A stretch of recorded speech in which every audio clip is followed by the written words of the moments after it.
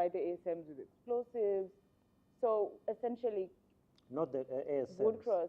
Our mining engineers handle the explosives. Yes. So you offer them sort of extension services, right? We give them you give them drills, support. We give them drills. We give them equipment. We give them health and safety equipment. If I needed a geologist to look at my site, would you be able to support me with one as well? Yeah, sure. I mean, if you're licensed and, Yes. you can supply us, we have. But then I can't afford the services, of a professional.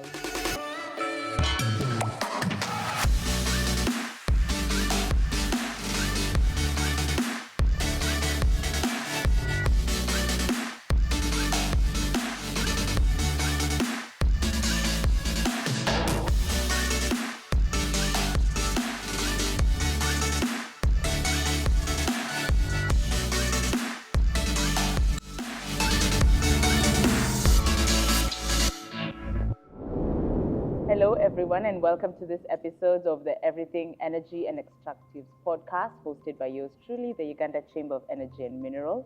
My name is Jill Whitehouse Munyeth, and today I am joined by Mr. Kwesi Kutesa from Woodcross. Kwesi, how are you doing today? I'm all right. How are you, Jill? Fine, thank you. Tell us more about yourself and more about Woodcross for those in the audience who do not know.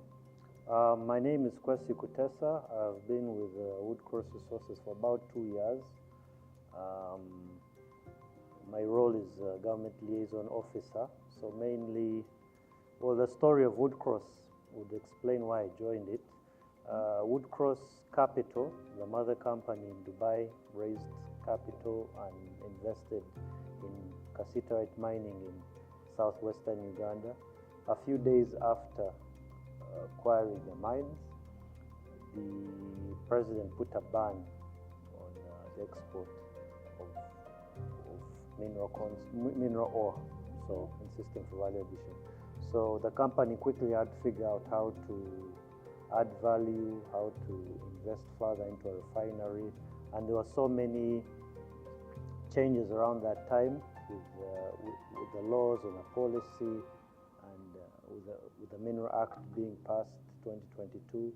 So they really needed help figuring out how to stay here and how to be compliant and how to grow the business. Woodcross Resources is a company, again, funded by a pool of investors, Woodcross Capital. It's a lean operation. The mining sector for many years, many decades, and even maybe centuries, has been projects that throw large sums of money at mining, hoping to make a big return. And when you come into greenfield projects like what we have mostly in Uganda, there's some brownfield because there's artisanal work, but established reserves in some of these projects is not there. You have to have a lean operation to figure out how to remain profitable. Yeah. And so that's what sets us apart. We exercise great caution, great financial responsibility, and use expertise, young, vibrant people from around the world. Such as yourself? Such as myself, such as our directors, and many of the people we work with from all over the world. But figuring out how to transform the industry in this time, how to be compliant, how to remain profitable. So it's a big challenge, but we've done well, I believe. Which is something you've said there has caught my mind. So they came in, and then just in a bit of time, there was a ban put on export of raw material, of raw ore. Exactly. And instead of packing ship and going and finding someone else to leave this burden with, the company chose to stay and make it happen. So you have currently set up the smelting plant. Yes, that's a testament to our partners, managing partners. I think they're, like I said, it's a young, vibrant group of very intelligent people, and they were very resourceful, and they were very committed to seeing this project through and to maintaining the investment, seeing as this was the first investment from the fund which they had raised. They didn't want to let down the investors. And yes, we've established a refinery, a smelter in Mbara, in Ruti. The material we smelt is from southwestern Uganda, and we've seen that these veins go into neighboring countries, Tanzania, Burundi, Congo, Rwanda. So we've been supported by the Ministry of Finance and the Ministry of Energy to get policy to help us bring in more material to supplement our refinery. So at the moment, yes, we're doing very well, and it's been a lot of hard work, but as a team, we've come together, we kept a good spirit, and we now we have established the only tin refinery in Uganda. Yeah. And I'd say that we're the most profitable or feasible tin project right now in the region. The larger scale or bigger players may be in the DRC, other ones comparable, but coming into a jurisdiction with very little data, very small volumes, dealing with artisanals, and scaling this business up it's very challenging, especially in a jurisdiction where the sector is so young, so virgin. Sometimes the policy is not there to support. Yeah. The expertise, the human capital is not there. Yeah, but we've done a great job, and we continue to meet our targets and exceed them. Okay. I like that you're working with artisanal and small-scale miners, and that is something we rarely see in this sector. The coexistence of LSM, which is large-scale mining, and ASM, because it is possible for them to have a working relationship. Could you tell us more maybe about that relationship and how it is, and what you think needs to be improved, especially from government and also policy and advocacy teams like the Chamber? How can we better support them to better also support your business in tandem? Okay, I think one thing we have to look at is, first of all, I'll start with the nature of what we're dealing with. Tin has a low melting point, so that's why when there was a ban on unprocessed minerals, we were able to invest in a refinery because the energy grid was here to support. So the infrastructure was there. Some other minerals have higher melting points and more complicated beneficiation processes, but we were able to execute on that. So that's a testament to the commodity we're in, as well as to the investment government had already done with the road networks and the electricity. Two, also the nature of the cassiterite. Cassiterite is pretty much a rock. So when we're processing it, we equipped artisanals with drills. We do gravity separation to remove some of to increase the concentration of the ore which we're bringing to our refinery. So these processes are they pose less of a health risk than other minerals, say lithium or gold, where people are having to deal with the mercury. So in that regard, I think we are blessed, or we are fortunate that we're in a commodity where we can work with. Easy to handle and process. Yes, it's easy. So it makes it also easy for ASM to work with them. Yes, exactly, and it's easy for us as a business to work with them. We know that we're not putting them in a large risk. Yeah. But there's still work which we have to do which we're working with stakeholders especially environmentally, making sure that as these shafts and veins are explored and discovered, they are safely built and safely handled. We deal with explosives, which we buy locally from Sugar Dynamics. But the biggest benefit, I think, and the biggest challenge is the human capital, like I said.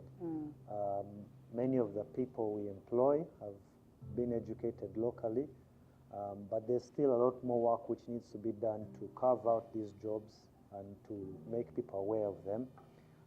With artisanals, we're working and developing a TVET course, a vocational course. We just want certify to skill and to see more people jump into the sector. It's a job, I think, which can pay well. Some people make up to $20 a day working in mines. But we need to strengthen our efforts to safeguard these jobs, to put strict conditions on the environmental health and safety, and to pass on skills and knowledge so that new entrants can jump into the job. into the job market. We have a robust informal sector in Uganda, as with most of sub-Saharan Africa. So the biggest job is to formalize these jobs, certify people, train them.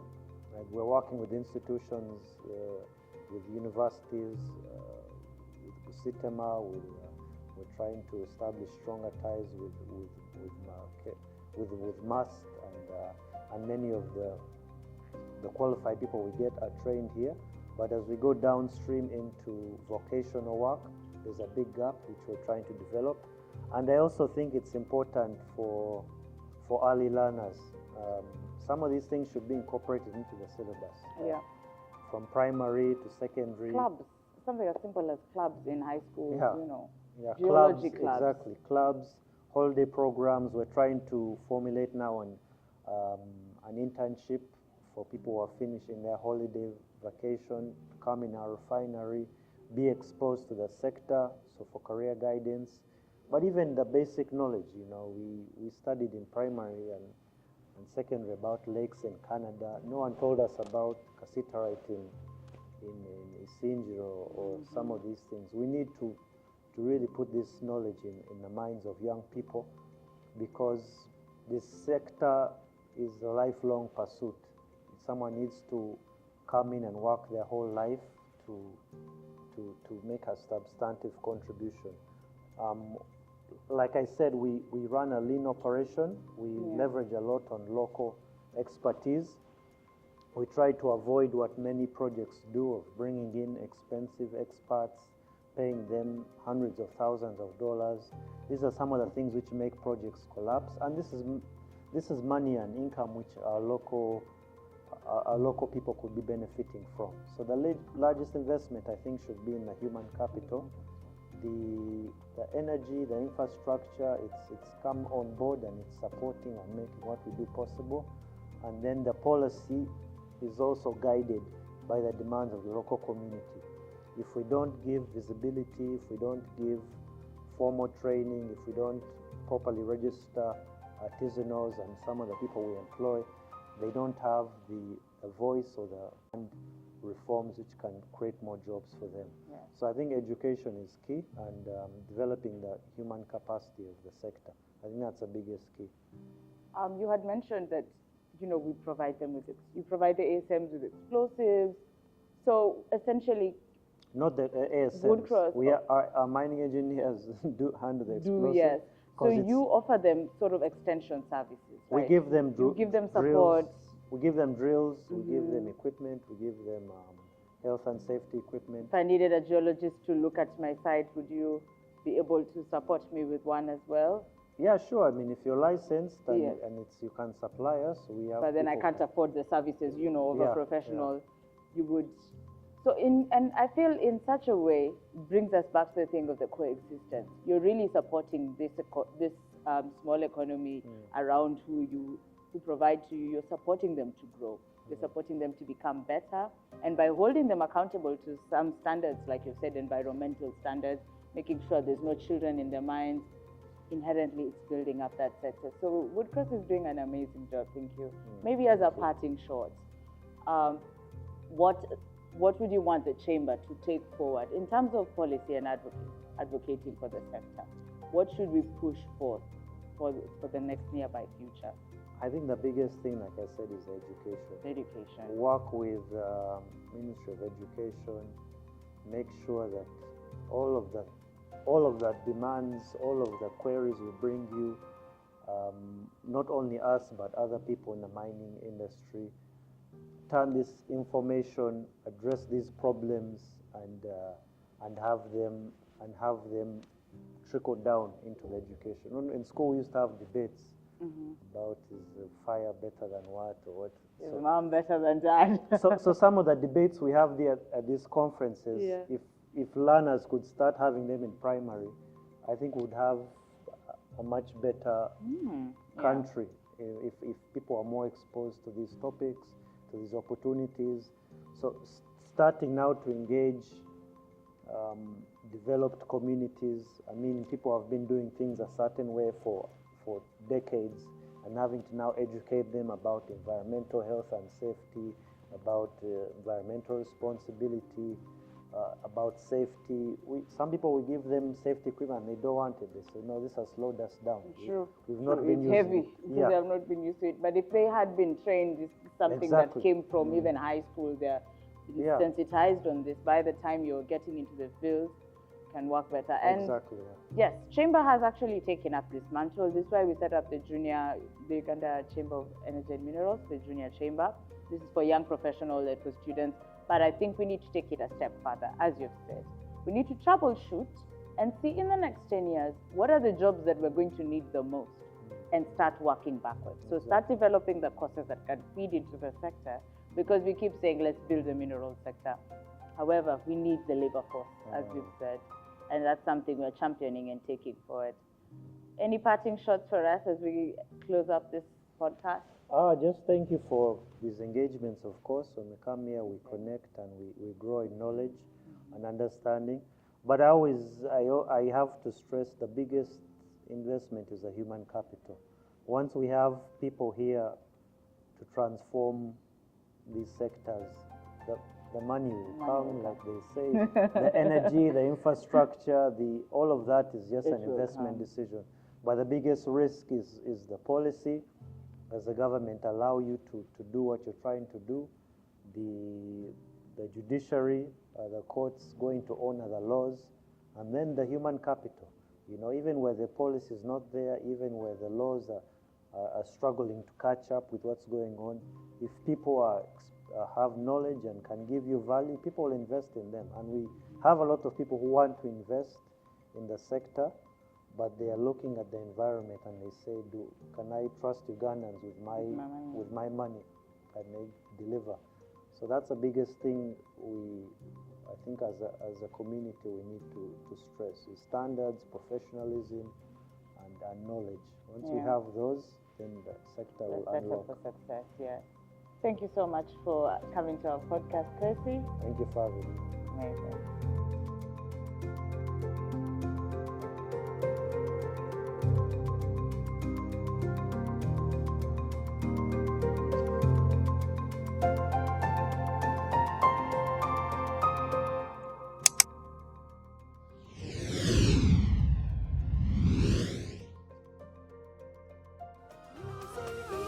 Uganda Chamber of Energy and Minerals, for a sustainable future.